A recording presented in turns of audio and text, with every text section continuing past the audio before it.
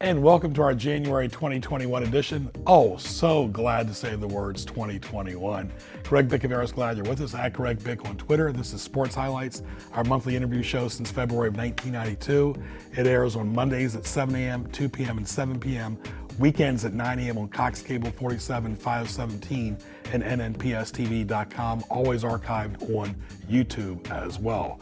We're going to talk TV and behind the scenes TV with some excellent people today. First off is Greg Lesko, the head engineer for NNPS TV. Good to see you. Good to see you, Greg. How did it all get started? You have Pennsylvania roots. Oh, yeah. Born and raised in Pittsburgh, Pennsylvania suburb. Went to college in New Orleans, moved back to Pittsburgh, where I got my start in broadcasting, both radio and TV. I guess it really helps to get a knowledge of both to help one another, especially the radio gives you the foundation to evolve into TV. I've always preached to people that I work with that learn as much about everything as you can. Don't specialize. Don't pigeonhole yourself. Yeah, because the more marketing and marketable you are, it helps you down the road. Absolutely, because the technology is always changing. Well, how did you evolve into engineering full time? Pretty much by accident. I was an office white collar worker for many, many years, but I just had a love of electronics. One of my hobbies is ham radio, and just naturally migrated into tweaking knobs and turning dials. Well, being from Pittsburgh, of course, the Steelers were big back then. Of course, University of Pittsburgh, and of course the Pirates. So you were kind of involved with some of those teams. Yeah, and don't forget hockey. Yeah. I worked for a company back in the mid to late 70s, TPC Communications, and I was an audio board operator in the trucks for both Pirate baseball and Penguin hockey.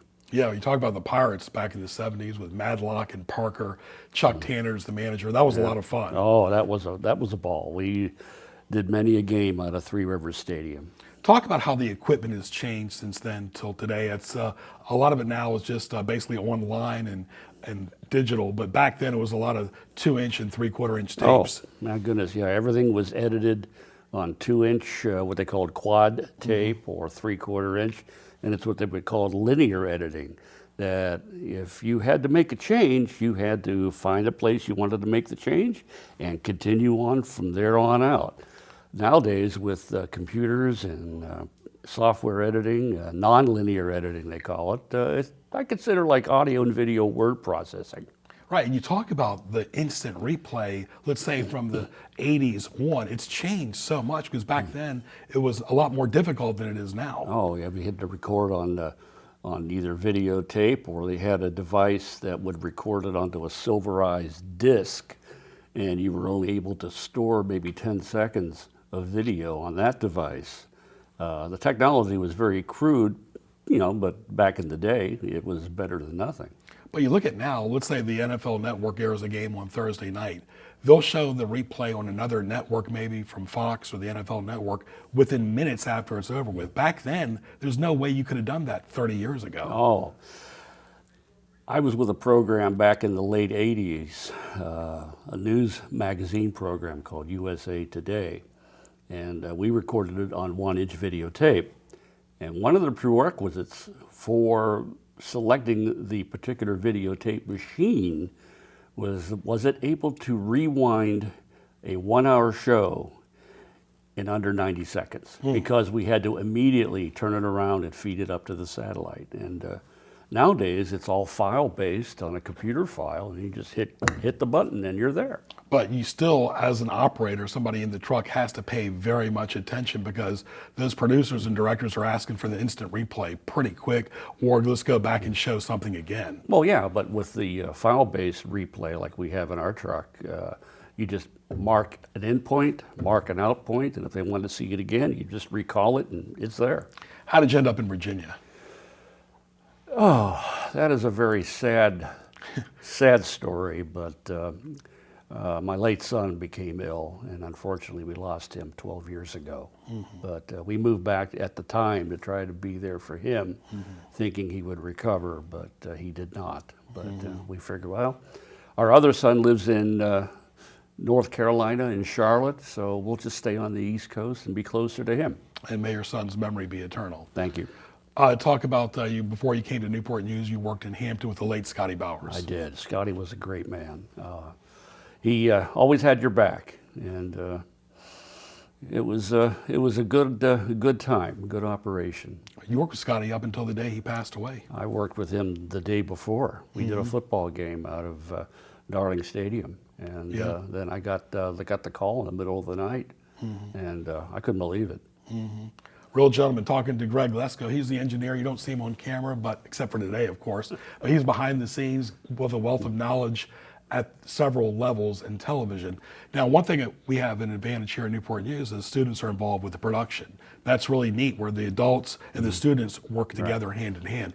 Yep, absolutely. We got a good crew of students. They're fun. They're very eager to learn, and I will share knowledge with anybody that wants to know it. Right, juniors and seniors both. Juniors, seniors. When I was at the university, a few years back, prior to moving to Virginia, I was an engineer with Northern Arizona University in Flagstaff, and we had university students crew all of our games. And we did a lot of games live on Fox, and working with students is encouraging, challenging, and it's fun. It's like anything else, the more they put into it when they're not there on the day of the game, the better. The more prepared you are, always the better. Absolutely, and I try to tell them, learn as much about everything that they can. You know, don't just be a camera operator, don't just be an audio operator, don't just be graphics. Learn every position that you can, because when you get out there in the real world, you'll never really know what you're going to have to do to get started. It's really not a 9-to-5 job when you work sporting events. I mean, you can be there sometimes till the wee hours of the morning. I'll never forget one game I did for the Pittsburgh Pirates. It was a rain delay game. We got on site at 8 in the morning on Saturday for a noon game, and it was a doubleheader with a rain delay, and I didn't leave the truck till 1 a.m. Sunday. That was a long, long That time. was a long day.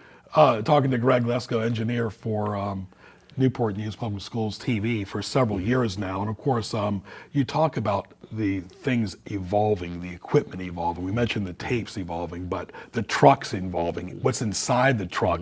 So many broadcasts now, you can see them during COVID. A lot of times the announcers are at home. Now, the downfall of that is when the equipment goes bad, it can interrupt the broadcast. Yeah, it can. That hasn't been quite figured out yet. Well, it's a learning curve for everybody under these difficult times, but I've had the pleasure of upgrading our truck to high definition and upgrading the switcher and the audio, and really providing a lot more capability than it had prior to my arrival. And since then, we've also gotten a smaller truck, which was graciously donated by a local TV station, and we've turned that into a learning laboratory as well, as being able to do high def, multiple camera production. So it's fun to build and grow and plan and design and teach and just having a good time. This has been the best position I've ever had in my entire career. Right, and you've done a lot of work, and now you can almost kind of like see the fruits of your labor and try to help the younger people along the way. That's what it's all about. Yeah, absolutely. Now let me ask you this, you mentioned high def, which most people have now. Some people still don't have high def, and we have stuff on our phones, but 3D didn't quite evolve in the television, and it really didn't evolve much in the movie theaters either. Now, 3D wasn't market driven. It was pushed by the manufacturers, and it just fizzled. Yeah. It was a gimmick. You didn't think it's going to sustain or? No, not at all. But high def, can it get any better than it is now? Oh yeah, absolutely. There's, of course, high definition, or what they refer to as 2K. Then there's 4K. They've not got 8K. In Japan, they got 16K, which I jokingly say, oh, it's better than reality. It's really, photographic quality video. It's stunning. Yeah. Now, when you watch a broadcast when you're at home on the couch, which we all enjoy doing, do you critique it, like the audio, the video? Oh, yeah. Or can you just sit there and watch the Steelers play? Nah, it drives my wife nuts. Yeah. I'm like, who's shading that camera? Yeah. Video, wake up. Yeah. Why is their face green? Right. So I'm going to tell the folks this. All right, I'm wearing a white shirt. Tell us what's important about a white balance. Well, the sun or internal lighting, it's a different, what they call a different color temperature. Some is more red, some is more blue. And the camera sees colors much differently than the human eye. It's much more critical. And if it's not proper to see the whites as white and the blacks as black, everything else will fall in. But if you don't white balance your cameras, Lord knows what your colors are going to look like. Your face may be green or pink or bluish. Yeah, well, lip syncing too. And you talk about the different coasts that you've been on. I'm sure in Arizona the sun can affect TV angles, especially for sporting events, when that 5 or 6 o'clock when it starts changing. Yeah. When the sun goes down, boy, it gets cold fast. Yeah. What sport do you enjoy working the most over the years? Oh, I'd say hockey. I loved hockey. It's fast-paced. Everything, changes in a split second. It's a lot of fun. Yeah, talking to Greg Lesko, the head engineer with Newport News Public Schools. And Newport News is kind of unique where this city, there's a separate school system channel and a separate city channel, both. Not necessarily working together. Over the years, they've shared projects, but that is rare in any city. Yeah, and it's a good marriage here. Having a little different autonomy than you would if there was a combined operation. It's what I can say, this has been the most fun I've had in any position in my 40 plus years in this crazy business. Right, and like you said earlier on, you pretty much gave advice. What advice would you give to a young person in high school or college? But like you said, try to learn as much as you can. Well, I'm a bit of a dinosaur in that I know enough about the old analog technology, and then I'm being dragged kicking and screaming into new digital technology. In our facility here, we're not 100% digital, we're not 100% analog. So you have to learn a little bit of the old school with the new school. And that's a good point too. We're learning here as we're talking to Greg is a lot of people say Channel 47, high def TV, you maybe hit 1047, but talk about what will it take to get to that point for... Well, we are high definition on the internet, in our web presence, and Apple TV and Roku. Cable, unfortunately, will probably remain standard definition in that for us to go high definition, it would probably require a substantial hardware upgrade on their behalf. And as we are not a revenue generator for the cable companies, I highly doubt that they're going to invest any more than they have to in keeping us on the air. It's sad, but I think that's the way it is.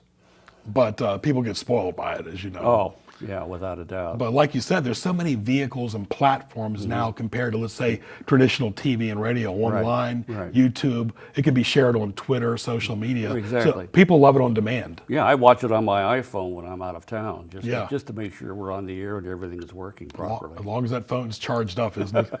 Who would have thought that's so important? Oh my goodness. Well, in these difficult times when everybody's working from home, you need to have access. What about when weather goes bad and you're at a sporting event? That can sometimes wreak havoc. It can. You just got to make sure that everything you do is watertight and, prepare for the worst. I mean, I've been there. I've been there in rain downpours or snowstorms. Back in the early days when I was working for a local cable company, I was doing center camera during the winter for a football game, and my shoes froze to the press box roof. Yeah. That was tough. Right. You got a good staff here. You work with Ray Price. Fantastic. And some of the great students here as well. Yeah, absolutely. All right, Greg, all the best to you, my friend. Well, thank you. Thank you for enlightening us. And let's say make 2021 the best year so far? I'm not going to 2021 until I see the agreement. Okay, there you go. All right, very good. Well, Happy New Year to everyone. Stay tuned for our next guest right here on our TV behind the scenes special of Sports Highlights, our January 2021 edition.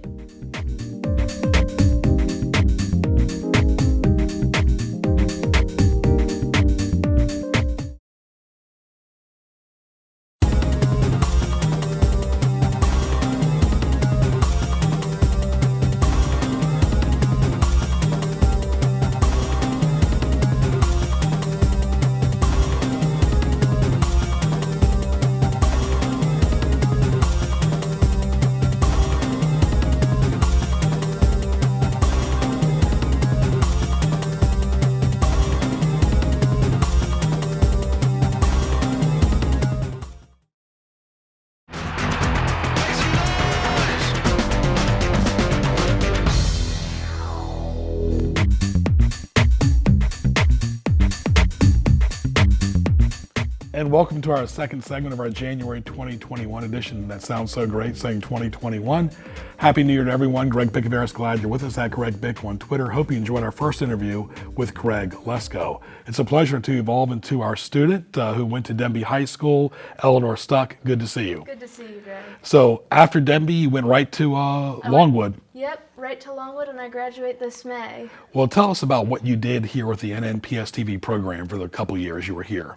So I came here as a junior in the fall of 2015 and immediately jumped on the crew, started doing football games, school board meetings, whatever crew list Mr. Price put up, I put my name on. That famous crew list on the side door. Oh, it's so great. And basic, just handwriting, and you saw what you were doing. Yeah, Right. I would sign it every single time that, I'd double check, because of course at that time I wasn't driving, I was too young to drive, so I'd double check with the parents that they could get me back and forth. Yeah. And I'd do what I could, and it was so much fun. Not official till you're on that list. Yes, really Right. not official until you're on that list.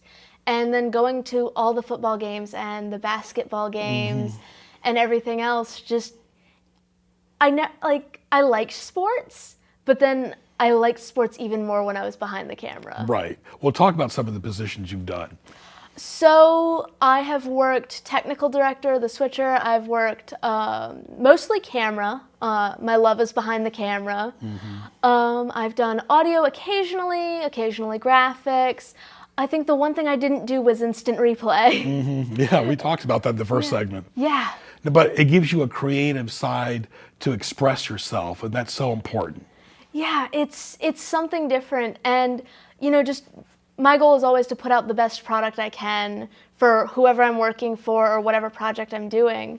So with putting out a great sports program, it allows the athletes to have good footage for their highlight reels, and it makes me feel good because I put out a good product and people at home can see their athletes playing. And they don't just have to rely just on the TV broadcast. They can see it on YouTube and a lot of the stuff on demand and archives, so you can pull somebody up by just like YouTube, like Google, just typing their name in. Yeah, it's really, really great because as long as the name's in the description on the YouTube video or on anything else, as long as the name's in there somewhere, you can find it. Now, how important was it that you had those 2 years of experience here before you went to Longwood? It started me off so well. I walked in as a freshman at Longwood with enough experience to be a second semester sophomore in the studio. Wow. I went in, there's Mr. Clint Wright in the studio. He's our studio engineer at Longwood University. I went in, I showed him what I could do, presented my resume reel that Mr. Price had us make. And he was like, oh, you already know how to do this. Here's access to everything. And then when I had the opportunity to jump on the student crew for ESPN Plus, I again presented, what I learned here and I've been doing football games and basketball games for years. They were like, oh, you can be on the main camera first game. Right. First game I was working for ESPN Plus, it was a volunteer basis for the first couple of games. And, I went in and I showed the director what I could do and he was like, oh, excellent, I have an experienced camera person. You're on the main camera. And I was like, this is my first game, okay. Yeah. Well, the good thing too is so many colleges now are hooked on to the digital platforms. That makes it really nice. Yes, it makes it so nice. You know, when I do the ESPN Plus games, we are live streaming on ESPN Plus, and yes, it's recorded to stay up for later, obviously. But you know, I'm on ESPN Plus, and I'm shoot my friends a text message of, "Hey, the Longwood game's up," and they're like, "Oh, thanks," and they're turning it on, and so ESPN Plus is getting views on the Longwood games, and as long as Longwood keeps getting views, we keep broadcasting. Right, in that age range, students prefer it on their computer or their phone, correct? Definitely. I am one of the very few that I know of, at least, that still uses cable TV in my Longwood housing. What about your Newport News housing? Oh, we also use cable TV, yes, Yeah, okay. you know. But most of my peers, it's streaming. It's all streaming. They don't use cable at home or at school. Everything's streaming, and you know, ESPN and sports, it works. Right. We're talking to Eleanor Stuck here behind the scenes about TV. She went to Denby and also Longwood, and she's involved in a lot of things in television.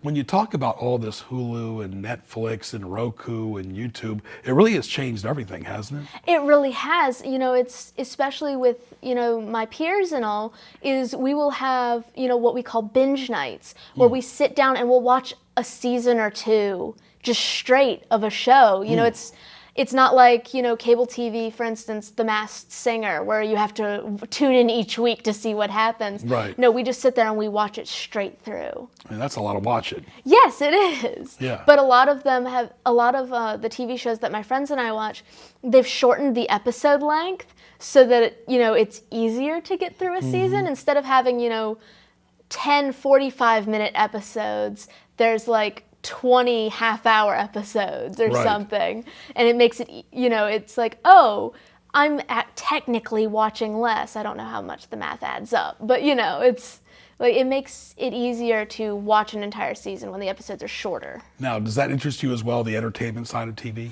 It really does. It really does. I mean, I started in sports with telecom, but I've always had the dream of going and making, you know, being on the crew for a live action film or making documentaries like for National Geographic or something like that. Yeah, so one step leads to the other. One step leads to the other, and live productions are always the best. Speaking of which, it's a family affair. Your brother's also involved in TV. Yes, my brother is also a graduate of the telecommunications program, and he's a freshman at VCU now.